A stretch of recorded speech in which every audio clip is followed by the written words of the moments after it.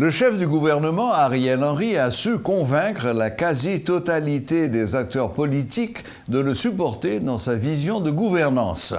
Au sprint final, le Premier ministre a devancé la commission de la société civile qui proposait une solution haïtienne à la crise. M. Henry a pu rassembler en sa résidence à la fois les opposants farouches et les supporters du parti PHTK. Il veut tourner la page et promet une vraie rupture. D'autres compatriotes ont pris des initiatives et ont formulé des propositions pour la gestion de la période intérimaire. Je les félicite pour leur intérêt pour les affaires publiques.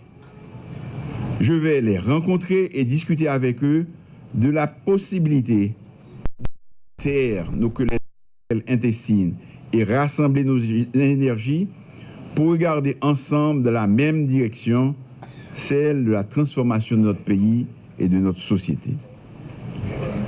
Je ne désespère pas de les convaincre de la nécessité de toutes les Haïtiennes et de tous les Haïtiens de s'unir pour avoir la force nécessaire pour faire face aux périls qui nous menacent.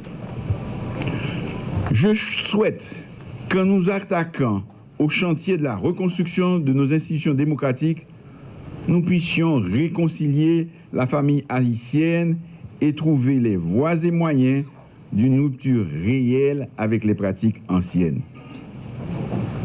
Notre pays a besoin de cette mutation qui est la condition sine qua non de la relance de notre économie et de notre développement durable.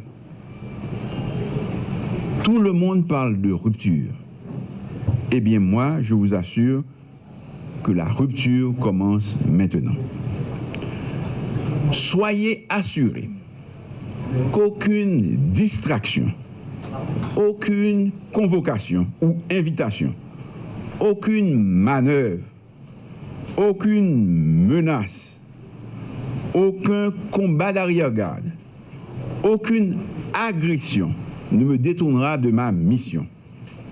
Au fait, je veux redire à ceux qui ne l'ont pas compris, les manœuvres de diversion pour semer la confusion et empêcher à la justice de faire sereinement son travail ne passeront pas.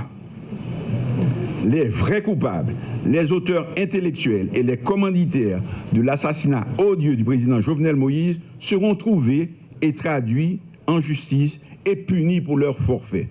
À bon entendeur, salut. Monsieur Latortue, qui la semaine écoulée apportait son soutien au président du Sénat, Joseph Lambert, se range maintenant du côté du Premier ministre. Il juge qu'il faut appliquer l'accord avec le Premier ministre en attendant que les conditions soient réunies pour l'installation d'un président. Le Premier ministre a pu ainsi satisfaire les deux camps, ceux qui exigent l'investiture d'un nouveau président et ceux qui prônent un Premier ministre spécial avec tous les pouvoirs de l'exécutif. Le secteur démocratique et populaire a, de son côté, fait valoir que l'abandon du bicéphalisme s'explique par l'incapacité des acteurs à trouver un consensus autour d'une personnalité.